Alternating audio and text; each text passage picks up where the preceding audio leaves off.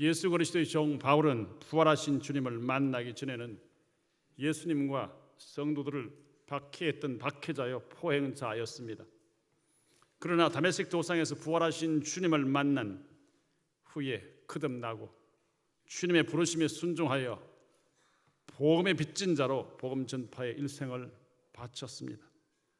그는 그리스도의 복음을 전파하다가 수많은 환난을 당하며 유대인들에게 죽음의 위협을 당하면서도 개의치 않고 복음 전파에 생명을 걸었습니다.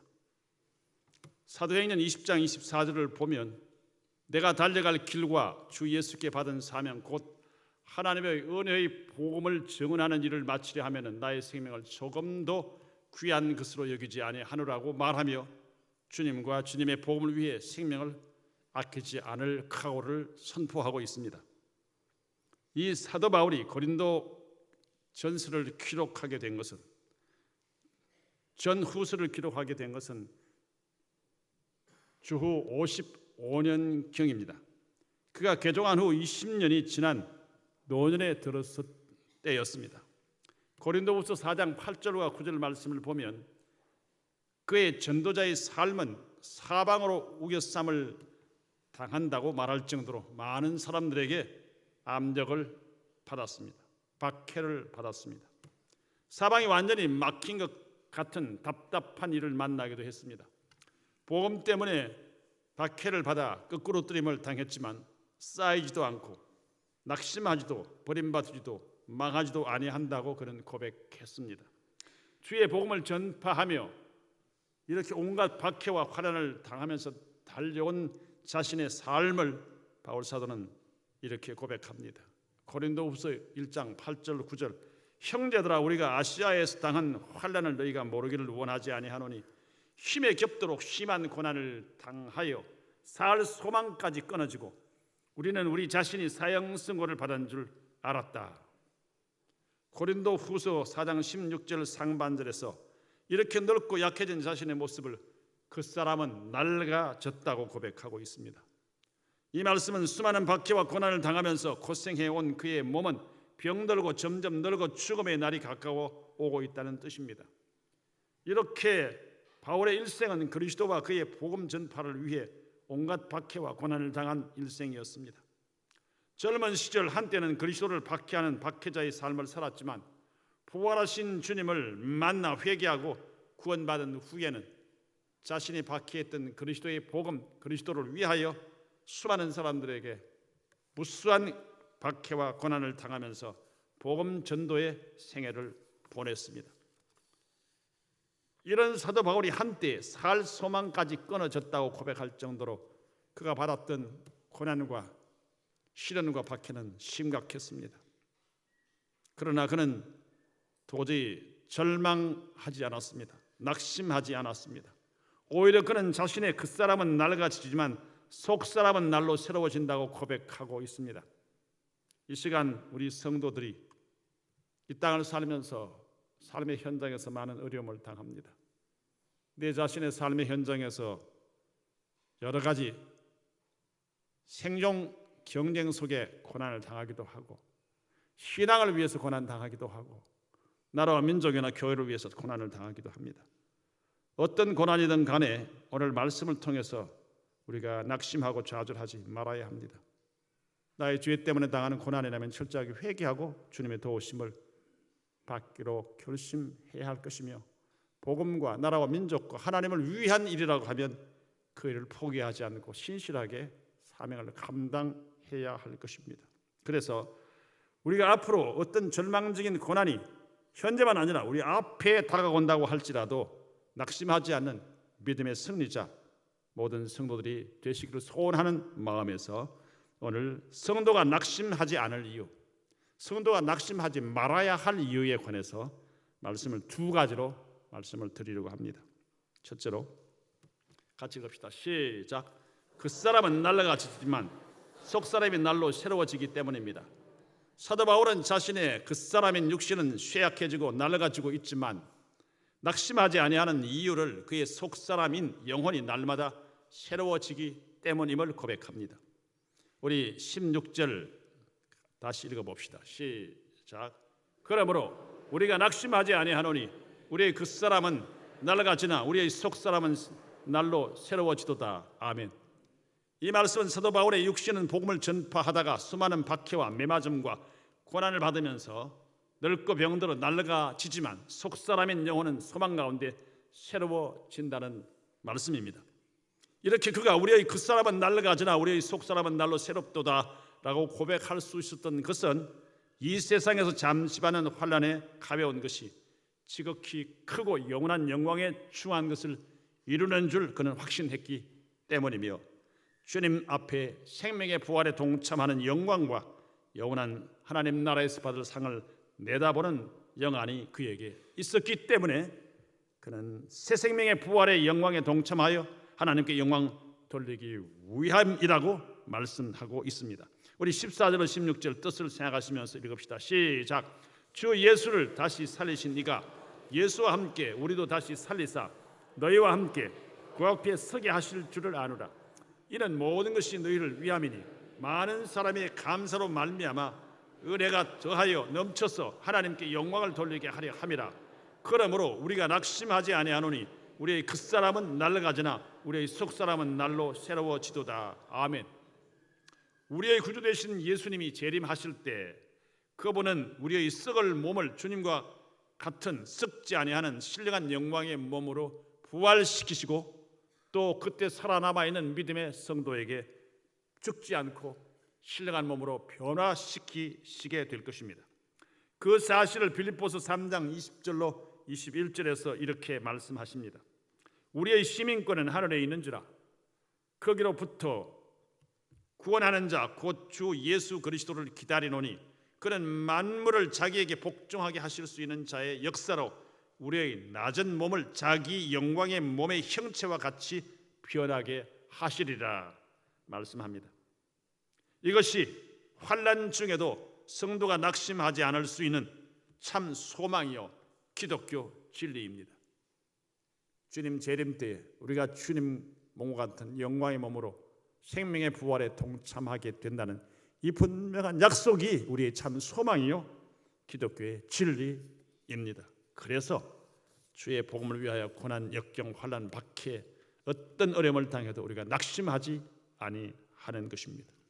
믿음 생활하면서 이 땅에 주님을 위한 특별한 고난이 아니라고 할지라도 신앙생활하면서 참고 인내하며 우리의 불행과 어려움과 고난 속에서라도 신앙을 포기하지 않고 끝까지 주님 우리를 부르실 때까지 살아남는 것, 주님께서 주시는 생명의 부활에 동참할 때 영광이 우리에게 주어진다는 사실을 기억하셔야 하는 것입니다. 성령은 지극히 크고 영원한 부활의 소망에 대해 육신은 늙고 병들어 죽지만 주님 재림하실 때 우리 육신은 주님과 같은 썩지 않은 영광스러운 신령한 몸으로 부활할 것을 말씀합니다. 고린도전서 15장 42절로 44절 우리 뜻을 생각하시면서 읽읍시다. 시작. 죽은 자의 부활도 그와 같으니 썩을 것으로 심고 썩지 아니할 것으로 다시 살아나며 욕된 것으로 심고 영광스러운 것으로 다시 살아나며 약한 것으로 심고 강한 것으로 다시 살아나며 육의 몸으로 심고 신령한 몸으로 다시 살아나나니 육의 몸이 있은즉 또 영의 몸도 있느니라. 우리 부활이요 썩을 것으로 심고 썩지 아니할 것으로 다시 산다. 무슨 뜻입니까? 우리 몸 늙고 죽어 썩잖아요. 그런데 부활하면 다시는 썩지 않은 그런 영원히 사는 몸으로 귀한 몸으로 부활합니다. 욕된 것으로 심고 영광스러운 것으로 다시 살고. 욕된 게 뭡니까? 이 세상 살면서 범죄하고 죄짓고 때때로는 죄를 지어 사형을 받지만 회개하고 예수 믿음으로 그 부끄러웠던 욕되고 참 돌이킬 수 없던 많은 죄와 허물들을 다 용서받아 부활할 때는 그 부끄러움이 없는 영광의 몸으로 악을 행한 강도가 아니라 사기꾼이 아니라 도적놈이 아니라 정말 음행하고 타락했던 자가 아니라 용서받아 주의 보혈로 씻음받아 부활할 때에 죄 짓지 아니한 몸처럼 거룩한 몸으로 우리를 회복시켜 주십니다. 과거의 부끄러운 죄악의 기억들을 다 지워주셔서 만약에 부활했을 때 과거의 다른 사람이 모르는 부끄러운 죄악들이 기억이 난다면 그건 지옥이죠. 하나님의 말씀에 영광이 여기 있습니다. 약한 것으로 심고 강한 것으로 다시 살아나며, 병들고 약하잖아요. 넘어지고,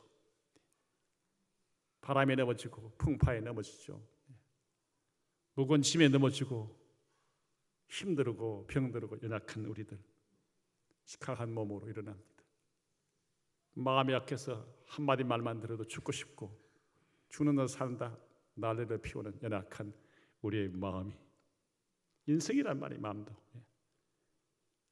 주 안에서 강한 자로 살아납니다. 부활 이후에 어려운 고난과 시련이 있어서 참아낸다는 뜻이 아니라 우리의 영혼을, 우리의 영육을 주님이 강하게 하십니다. 담대하게 하십니다. 넘어지지 않게 하십니다. 온전케 하십니다. 육의 몸으로 심고 영은 신령한 몸으로 다시 살아나니, 육의 몸으로 심는다는 말은 뭡니까? 죽기 전에 육신을 가지고 있을 때 주님을 믿고 회개하고 주님 앞에 참된 신앙의 삶을 살았던 믿음의 사람들, 그들 육신으로 죽지만 신령한 몸, 영원히 사는 새 생명의 몸으로 살아나게 됩니다. 육의 몸이 있은적 또 영의 몸도 있느니라. 아멘. 사랑하는 성도 여러분, 육신을 가진 우리는 젊고 건강할 때도 있지만 늙고 병들어 쇠하면서 육신은 점점 낡아집니다. 그러나 우리는 낙심할 필요가 없습니다.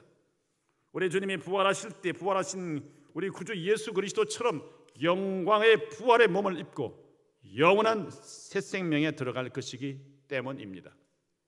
고린도전서 15장 49절 54절, 고린도전서 15장은 전체가 58절까지 되어 있는데 부활의 장입니다. 자, 같이 읽읍시다. 시작. 우리가 흙에 속한 자의 형상을 입은 것 같이 또한 하늘에 속한 이의 형상을 입으리라. 형제들아, 내가 이것을 말하노니 혈과 육은 하나님의 나라를 이어받을 수 없고 또한 썩는 것은 썩지 아니하는 것을 유업으로 받지 못하느니라. 보라, 내가 너희에게 비밀을 말하노니 우리가 다 잠잘 것이 아니요 마지막 나팔에 순식간에 호련히 다 변화되리니, 나팔 소리가 나매 죽은 자들이 썩지 아니할 것으로 다시 살아나고 우리도 변화되리라. 이 썩을 것이 반드시 썩지 아니할 것을 입겠고 이 죽을 것이 죽지 아니함을 입으리로다. 이 썩을 것이 썩지 아니함을 입고 이 죽을 것이 죽지 아니함을 입을 때에는 사망을 삼키고 이기리라고 기록된 말씀이 이루어지리라. 아멘. 성령의 감동을 받은 사도 바울은 이 하나님의 약속의 말씀을 확실하게 믿고 이 말씀을 기록하여 그 시대의 고린도 교회 성도들은 물론 오고 오는 시대의 모든 믿음의 성도들에게 선포하고 있는 것입니다. 그래서 그는 비록 복음을 전하다가 육신은 늙고 낡아지고 매를 맞고 굶주리고 가지가지 고난을 당하여 이제 죽음이 가까우고 있지만 속사람 영혼은 날로 새로워지는 풍성한 삶을 누리고 있다고 그가 고백하고 있습니다. 사랑하는 성도 여러분, 여러분에게 하나 질문하고 싶습니다. 육신은 날마다 더 잘 먹고 육신은 더 편안하고 육신의 소욕대로 여러 가지 그런 것을 많이 가지고 누리고 편안한데 영혼은 점점 시들어지고 기도가 막혀지고 말씀 멀리하고 세상이 너무 좋아 우리 영혼은 시들시들 날아가지고 널르거지고 병들어 있는 분들이 계시지 않습니까? 저가 그렇지 않은지 여러분이 그렇지 않은지 냉철하게 우리를 하나님 말씀 앞에서 비춰 보아야 할 것입니다. 언제나 기쁜 얼굴로 늘 꽃을 파는 할머님이 한 분 계셨습니다. 할머니가 기뻐하는 것이 너무 궁금해요. 단골 손님이 올 때마다 장사 수단으로 인사하고 하는 것이 아니라 그 삶을 보니까 더 기뻐하고 그렇게 행복해 하고 있단 말입니다. 그래서 물었어요. 할머니 걱정이 전혀 없으신가 봐요. 너무 행복해 보이셔요. 그랬더니 할머니가 빙갈래 웃으면서 하는 말이 천만에요. 걱정 없는 사람이 어디 있어요. 다 걱정이 있죠. 저에게도 많은 역경과 고난과 지금도 아픔이 있답니다. 손님이 깜짝 놀랍니다.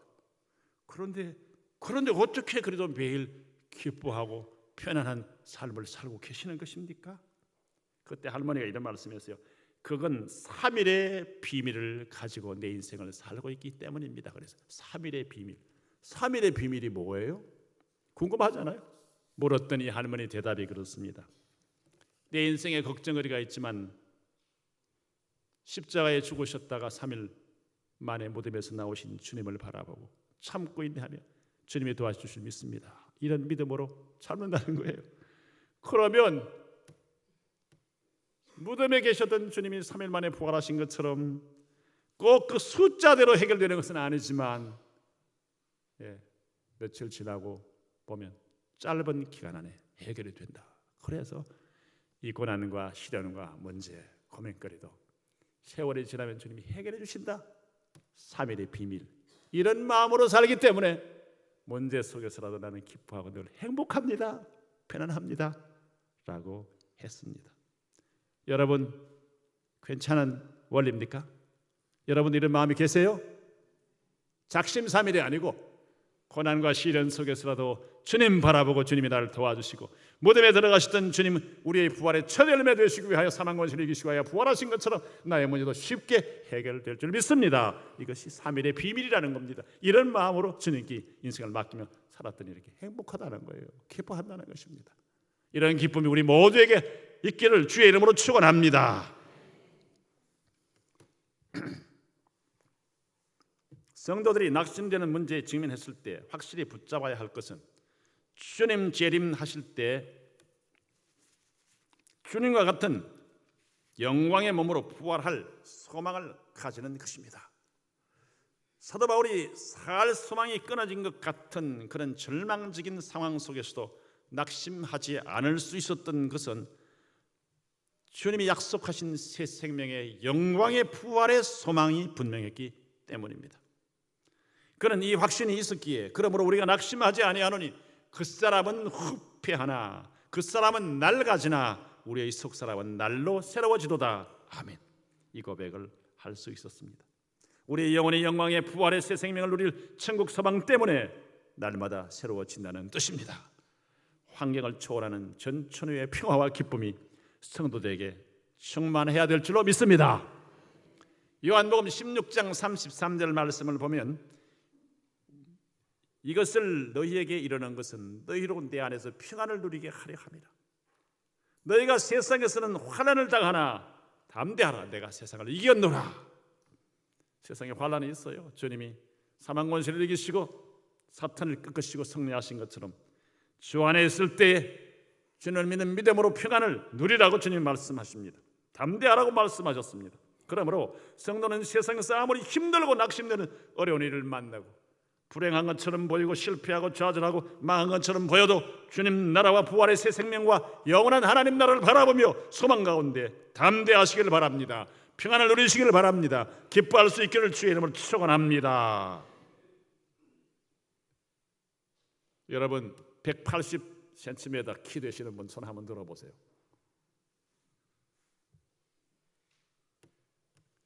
키의 절반이면 얼마입니까? 90cm. 90cm 되는 어른을 본 적이 있습니까? 목사님, 장애인에 관한 이야기는 하지 않은 게 좋습니다. 그런 말이 아니고요. 키 90cm의 몸무게 25kg의 숀 스티븐슨이라는 분이 있습니다. 그런데요, 이분은 자신을 향하여 이렇게 말합니다. 나의 키 90cm는 축복이다. 허풍입니까? 중심에서 나오는 이야기를 할 수 있잖아요. 이분이 이런 이야기를 공개적으로 계속합니다. 나의 키 90cm는 축복이다.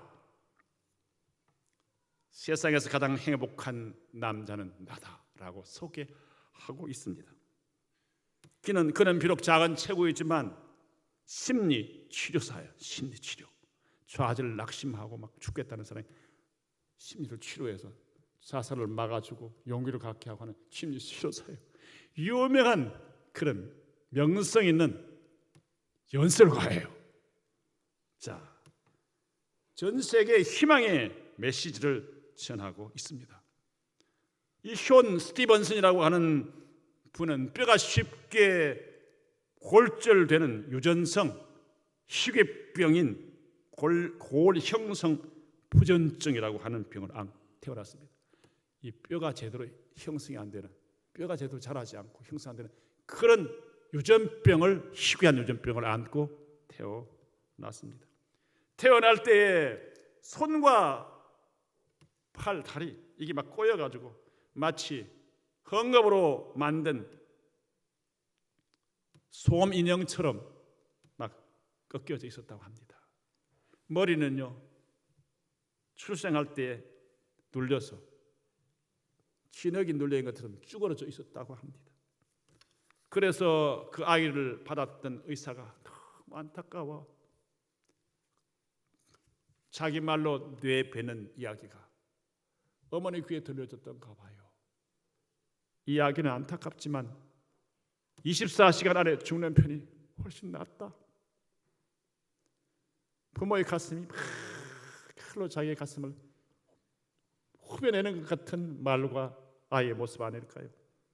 의사의 절망적 진단에도 불구하고 이 숀 스티븐스는 하나님의 은혜로 살아났습니다. 그런데 일평생은 휠체어에 의지하여 사는 처지였지만 자신의 쉽게 부서지는 몸을 저주가 아니라 축복으로 받아들였습니다. 그리고 세상을 위해 자신이 반드시 쓰임받을 것이라는 확실한 믿음을 가지고 있었습니다. 주 안에서. 제가 척추 수술을 2번 받아봤는데요, 참 많이 힘들더라고요. 얼마나 다리가 아프고 힘들면 수술 받겠어요. 수술 안 하려고 그랬는데. 그런데요, 이분은 자그마치 200번이 넘게 뼈가 부러졌답니다. 기부스도 하고 수술도 받고 했겠죠. 200번이 넘게. 그런 극한 고통 속에서도 낙심하지 않고 노력했습니다. 할 수 없는 것보다 할 수 있는 것에 집중하라. 누구 이야기입니까? 부모의 이야기입니다. 부모님들 믿음이 대단한 분들, 정말 훌륭한 분들입니다.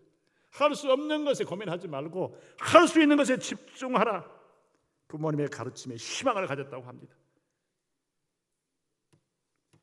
주님의 말씀이 부모님의 마음속에 있었고, 주님의 말씀이 이 숀 스티븐슨의 마음속에 있었기 때문에 이것이 가능했죠. 숀의 장애는 그를 강하게 만들었고 현재 자신의 인생을 어떤 것과도 바꾸고 싶지 않다고 말합니다. 많이 힘들죠. 숀은 내가 이렇게 된 것은 우연도 아니고 저주받은 것도 아니고 하나님의 축복입니다. 나와 같은 몸을 갖고도 무언가를 해내는데 다른 사람에게도 자신이 할 수 있는 것이 무엇일까를 생각하게 만들어주는 희망을 주고 싶습니다. 너무 멋있습니다. 행복은 선택입니다.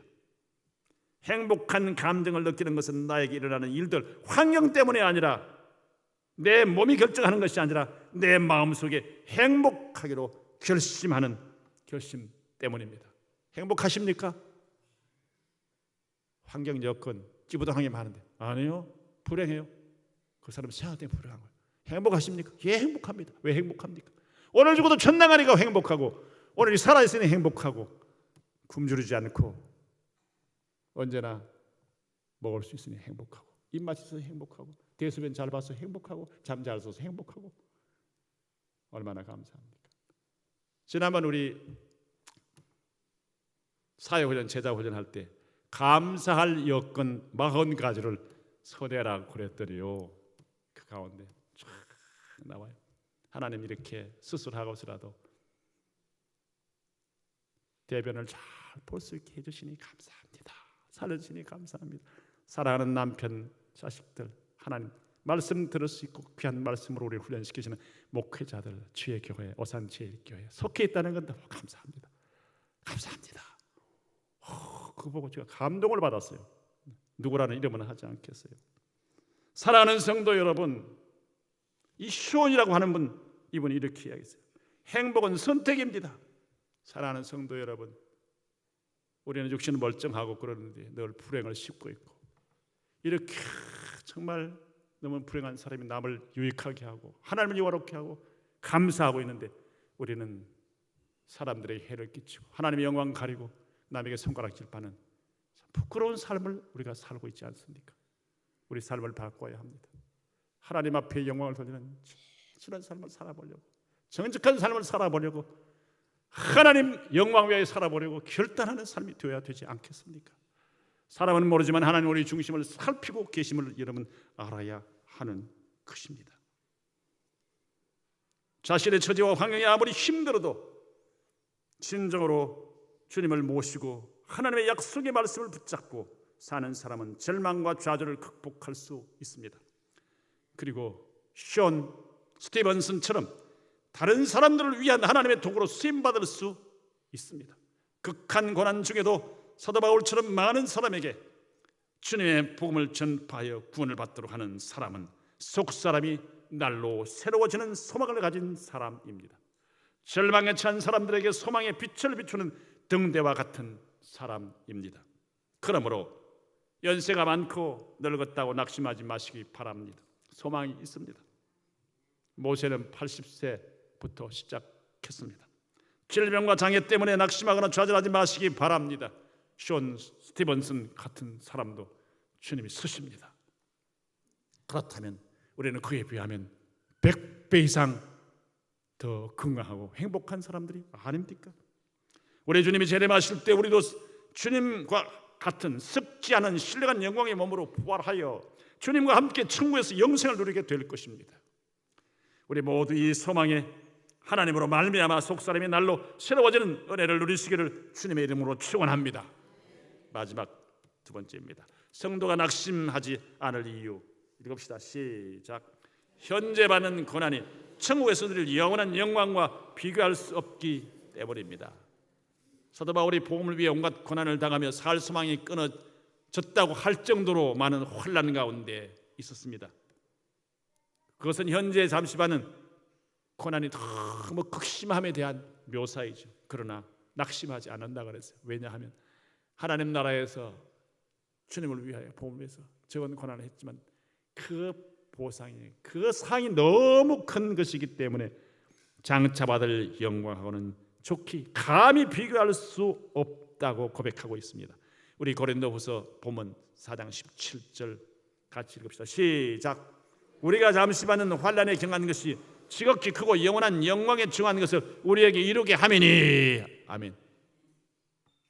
우리가 받는 고난이 내가 잘못해서 당하는 고난입니까? 그걸 가지고 하나님의 영광이라면 안 됩니다. 잘 생각해야 돼요. 내가 받는 고난이 정말 주님의 복음과 하나님 나라를 위한 고난입니까? 여기 사도 바울이 환난에 경한 것, 가벼운 환난, 그리 대수롭지 않은 환난, 그런 뜻으로 말한 것이 아닙니다. 큰 환난을 당해본 일이 없어서 말하는 것이 아닙니다. 하나님 나라에서 받을 상이 너무 큰 것이기에 지금 나는 정말 죽을 것 같은 고난과 어려움을 역경이라도 그것은 가볍고 강한 것이다. 그런 뜻이죠. 고린도후서 11장 23절로 29절 말씀 보면 복음을 전하다가 감옥에 여러 번 갇혔고 매도 수없이 말았으며 여러 번 죽을 뻔했고 강과 바다와 유대인들을 통한 위험과 역경을 수없이 겪었습니다. 뿐만 아니라 교회의 문제로 말미암아 밤잠을 못 자고 교회를 염려하고 안타까워했던 사람입니다. 헐벗고 굶주림에 처했다고 고백하고 있습니다. 이러한 엄청난 환난을 바울이 당했지만 그는 그것을 참아내었습니다. 그는 육체의 가시들 때문에 3번이나 기도했던 약한 사람이었습니다. 그럼에도 불구하고 현재 잠시 받는 환난이 귀하다, 가볍다고 말한 것은 천국에서 받을 영광과 상이 너무 큰 것이기에 비교거리가 안 된다. 이 사실을 로마서 8장 17절로 18절에서 이렇게 말합니다. 같이 한번 읽읍시다. 시작. 자녀이면 또한 상속자 곧 하나님의 상속자요 그리스도와 함께한 상속자니 우리가 그와 함께 영광을 받기 위하여 고난도 함께 받아야 할 것이니라 생각하건대 현재의 고난은 장차 우리에게 나타날 영광과 비교할 수 없도다. 그리스도의 복음과 하나님 나라 헌신, 교회를 승인을 하고 시간, 물질, 마음고생, 몸으로 고생하는 것, 수고하는 것 주님이 넘치게 갚아주십니다. 가능하면 헌신 안 하고 가능하면 짐 안 지고 가능하면 힘든 일 안 하려고 그렇게 하는 것 얼마나 어리석은지 모릅니다. 교회가 좀 어려운데 내가 골치 아픈데 권사하고 안수입사 받았다가는 골치만 아프겠어 못하겠어요. 얼마나 어리석은지 몰라요. 어려울 때 내가 한복하겠습니다. 어려울 때 내가 짐을 지겠습니다. 이래 해야 되지 않겠어요? 좋은 교회 주사오니 내가 부족하지만 주님 내가 짐을 지겠나이다. 내가 헌신하겠나이다. 내가 눈물을 흘리겠나이다. 내가 새벽에 기도하겠나이다. 이게 하나님 앞에 영광의 멸류관을 쓸 하나님의 사람들의 그런 모습이요 자세일 것 같습니다. 고린도후서 4장 18절 읽읍시다. 시작. 우리가 주목하는 것은 보이는 것이 아니요 보이지 않는 것이니 보이는 것은 잠깐이요 보이지 않는 것은 영원함이라. 주목한다. 집중해서 응시한다. 뚜렷이 보는 거예요. 우리가 바라보는 것 세상 부귀영화 잘 먹고 편안하고 쉽고 명예 대단하게 당신 이렇게 사람들에게 인정받으려고 하는 것 그거 보이는 거예요. 세상 거인 것이에요. 그것이 하나 우리가 뭘 의지해야 돼? 안 보이지만 주님이 약속하신 하나님 나라 헌신 충성 눈에 안 보여요. 눈에 안 보여요. 예. 눈에 보이는 거 마이크 좋은 강대상 신경 쓰지 마시고 복음 전도를 위하여 이름 없이 빛도 없이 선교하고 구제를 위하여 선교 전도하는데 하나님께 물질 드리세요. 안 보이는 거예요. 누가 했는지도 몰라요. 예. 그런 하나님께서 항상 채워주십니다. 저건 내가 했어. 내가 지었어. 내 때 했어. 그게 중요한 것이 아니라 복음을 위하여 사심 없이 오른손이 하는 것을 왼손이 모르게 헌신할 때 주님은 채워주심을 믿으시기를 주님의 이름으로 축원합니다. 체면 유지하려고 하는 신앙은 하나님 보시기에 큰 상 받기가 어렵습니다. 여러분 눈물과 땀과 하나님을 사랑하는 진심으로 희생하며 살려고 했을 때에 주님은 우리를 채워주십니다. 책임져 주십니다.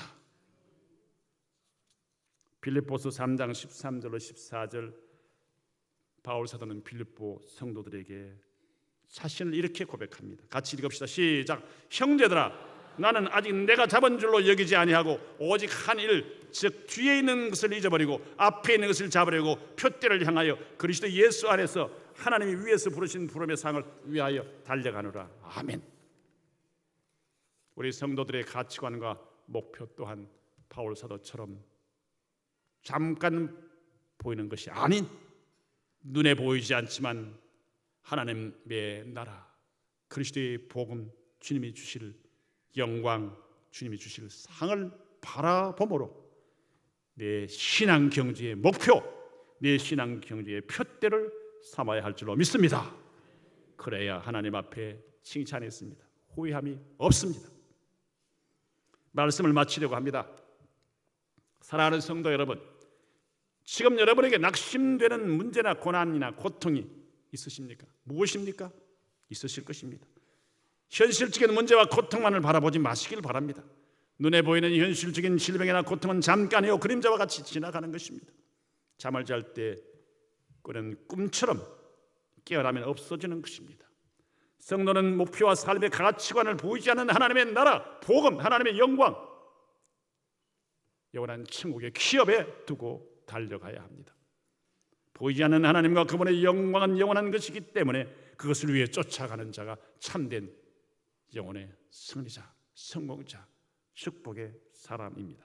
우리는 예수 그리스도를 믿음으로 하나님의 자녀요 그리스도와 함께한 하나님의 상속자가 되었기 때문입니다.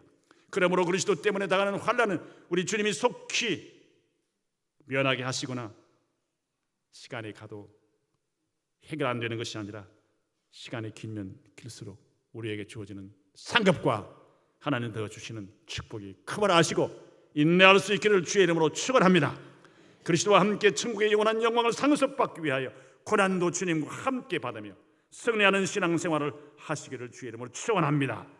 그리하면 이 세상에서 나그네와 그리민 같은 그 사람은 낡아지지만 속사람이 날로 새로워지는 은총이 함께 할 것입니다.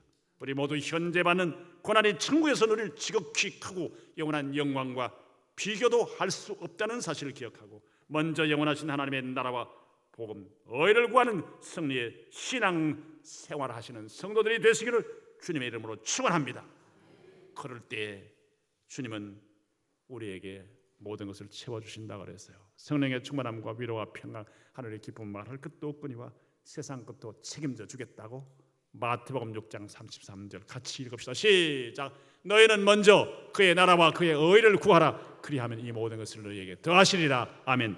영화로우신